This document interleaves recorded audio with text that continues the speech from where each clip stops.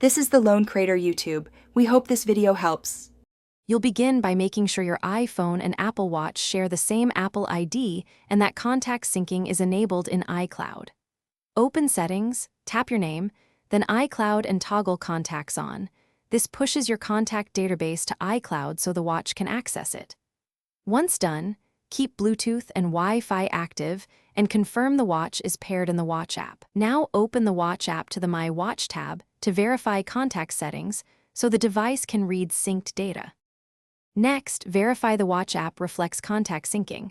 My Watch contacts should mirror your iPhone. If entries don't appear, force a sync by toggling contacts off in iCloud, choosing Keep on My iPhone if prompted, then toggle contacts back on. Give iCloud a minute to rebuild. Also check your iPhone's Contacts app to ensure it contains the full set. The watch relies on that local copy.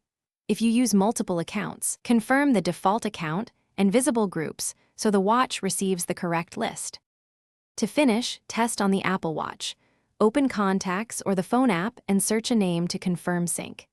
If contacts don't show, restart the iPhone and the watch first. Simple reboots often resolve temporary sync issues. If problems persist, unpair and repair the watch from the Watch app, which forces a fresh sync from backup. And one key troubleshooting tip. Make sure both devices use the same Apple ID and try toggling airplane mode, then restarting to clear network hiccups before more invasive steps.